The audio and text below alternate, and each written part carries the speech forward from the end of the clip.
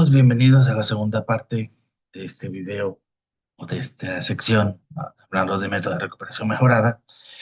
Y en esta ocasión vamos a abordar los primeros tres métodos de recuperación por métodos químicos. Los métodos químicos son métodos que pues, funcionan básicamente aportando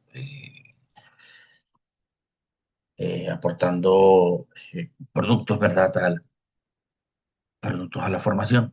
Estos métodos modifican las propiedades, ¿verdad?, del sistema roca-fluido, es decir, no actúan, como en el caso de los térmicos, que los térmicos pues, suministraban energía.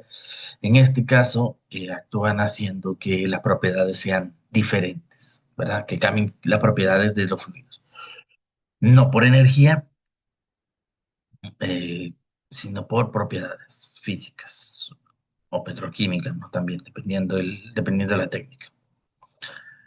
Veamos ahora que, cuáles son las propiedades que vamos a cambiar. Bueno, las propiedades que vamos a cambiar está, son, por ejemplo, la reducción de la tensión superficial, la mejora de la movilidad del fluido del desplazamiento, el cambio de la mojabilidad y, sobre todo, vamos a hablar de un concepto que tiene que ver con la capacidad que tienen los fluidos para mezclarse entre sí, que se llama miscibilidad, que básicamente es una capacidad para eh, mezclarse, ¿verdad?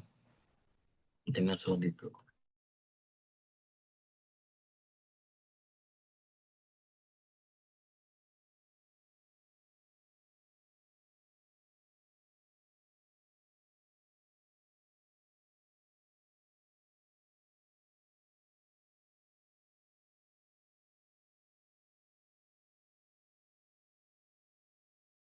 Bien.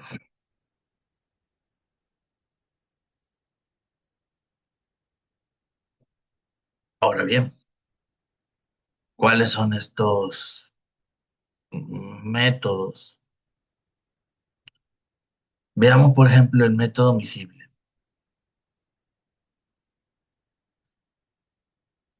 El método miscible, que parece tener interés económico, es el método de inyección de dióxido de carbono.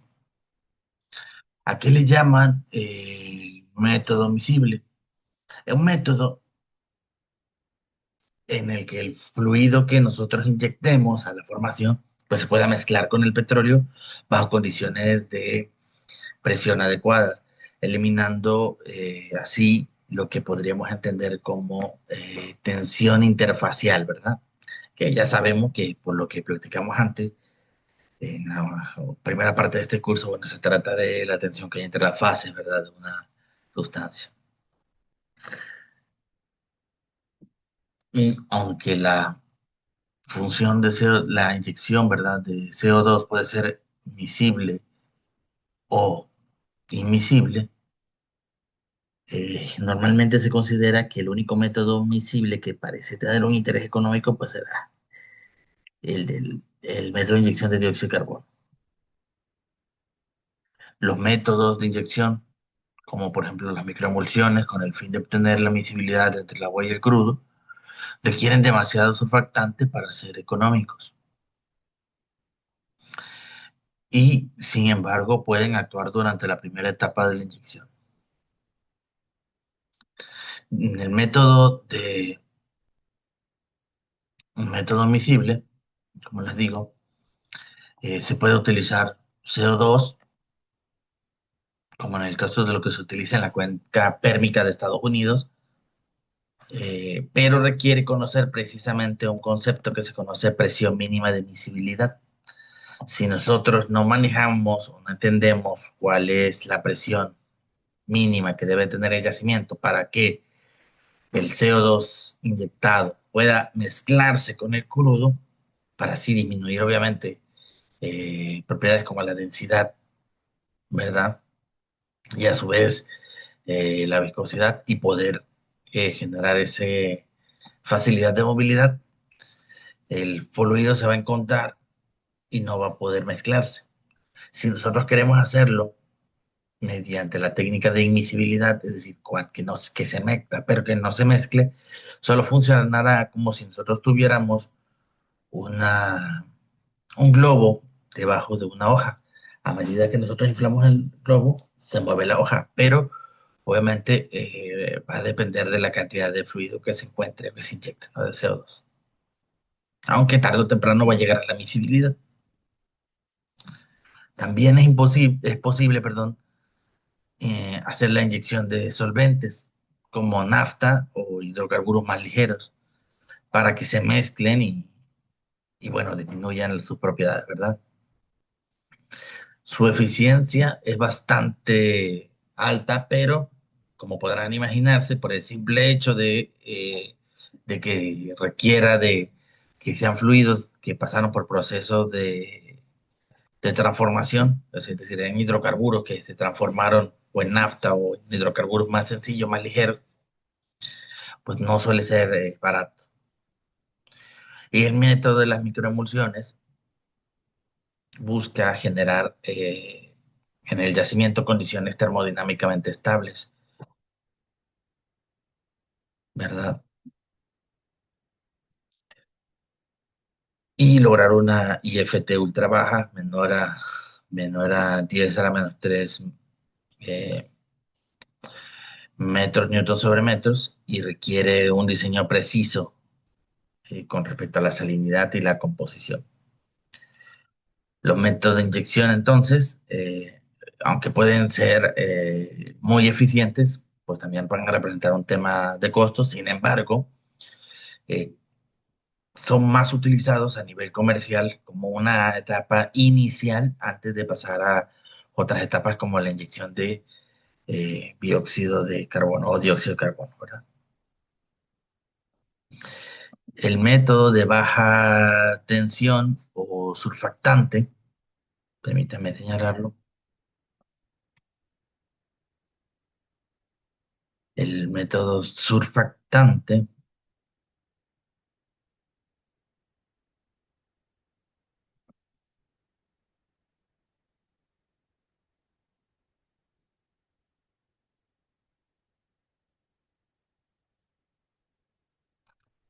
pues va a depender eh, sobre todo de productos químicos que busquen reducir la tensión interfacial petróleo-agua, movilizando el petróleo atrapado por efectos de eh, capilaridad. Busca la reducción de la IFT y la alteración, sobre todo, de la mojabilidad de las formaciones, haciendo que se creen microemulsiones, ¿verdad? Por eso se llama de esa manera. Recordando que una emulsión es una mezcla en donde las fases solo se pueden mantener separadas, solo se pueden mantener juntas mediante acción mecánica, pero se mantienen separadas por efecto de gravedad. Esto aumenta normalmente la capacidad de producción entre un 10 y un 20% a lo que ya con lo que ya cuente el yacimiento, pero suele ser difícil de aplicar por su alta sensibilidad a la salinidad y porque los materiales surfactantes tienen cierta absorción en roca, es decir, tienden a pegarse a los minerales, ¿verdad? Los métodos alcalinos, pues como su nombre lo dice, hacen que un alcali reaccione con ácidos orgánicos que se encuentran presentes en el crudo y formen efectos de jabón o lo que conocemos como sustancias surfactantes. La gran diferencia del método alcalino y el método de baja tensión por surfactantes es que en el método alcalino los surfactantes se generan de manera natural en el yacimiento y en el de tensión baja por surfactantes, pues nosotros inyectamos el material. Requiere crudos con una alta acidez, es decir, con pHs por por debajo de 7, ¿verdad? Que 7 es neutro, pero pues, todo lo que esté por debajo de 7 es candidato. Sin embargo, obviamente, entre más ácido, mejor, en medio mejor funcionará esta situación, porque lo que ocurre en el fondo pues son reacciones de óxido reducción, ¿verdad? Normalmente de neutralización entre los ácidos y las bases. Y precisamente por efecto de estas situaciones de la reacción, pues va a generar problemas como que se generen incrustaciones, ¿no? Entonces, puede que no sea el método más ideal, ¿verdad? Porque pues evidentemente esto no causa daños en la formación. Muy bien, eso es todo por esta cápsula. Nos vemos en la siguiente.